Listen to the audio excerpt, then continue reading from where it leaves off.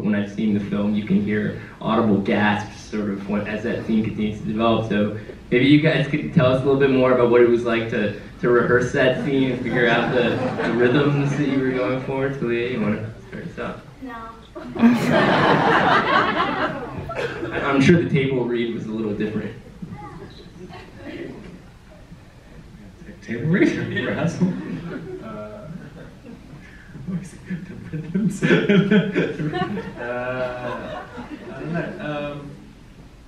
No, I mean, it's just kind of, you know, it's supposed to be a kind of relatively shocking moment. I mean, there's a few moments where Connie is, you're kind of being tricked into being complicit with this character's journey. When there's a few, as you get further into the story, you suddenly realize you're complicit in things. You're like, oh God, I'm like actually with someone who I don't want to be with, and then with Barker at the end, it's like you suddenly realize that Connie's like basically, you know, it's like Barker's not, he's not, like Connie's not just like knocking this guy out. He's basically trying to kill him. Like, and you're kind of, and you realize that, oh, this guy's kind of funny-ish and stuff, and like, but realize it's like, no. Yes, he wants to save his brother, theoretically, but like he will literally kill someone for the sake of it, and then also potentially leave his brother behind as well. But like, you know, it's kind of many aspects to it. But yeah, I'll say it for embarrassment. We'll get the story one day. But Buddy, I'm curious to know what your thoughts are about this, because you know, there's one thing that with Connie sort of being this character who's sort of this tragicomic hero of the story, but when your character enters into it, he's got a whole bunch of other baggage going on. I mean, how did you sort of rationalize the way this guy thought? I mean, do you feel like he's just kind of the fall guy, or you know, how do you feel about sort of the decisions that he made? Connie or Ray? Ray. I think that my character Ray,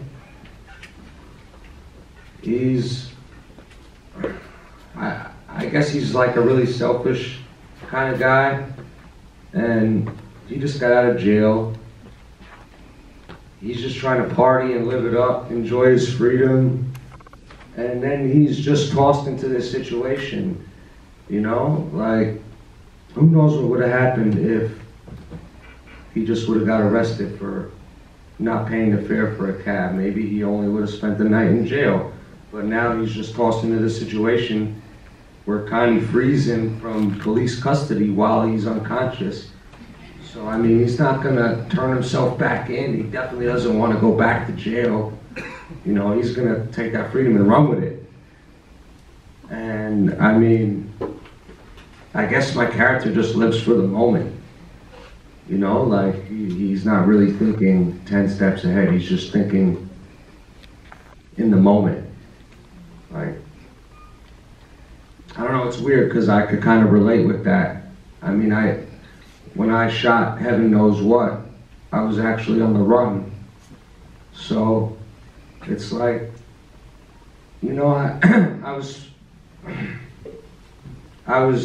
could have turned myself in at that time. I could have done the right thing, but instead I didn't, and I went on the run for a whole year, and I got to shoot an amazing movie, and that was the first movie I ever did. So I mean, if it wasn't for that, if I would have done the quote-unquote right thing, I probably wouldn't be acting right now. Well played.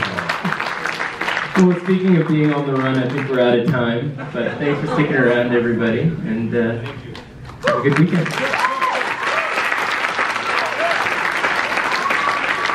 Thanks everybody for coming, and if you enjoyed it or felt anything, just tell your friends to do the same.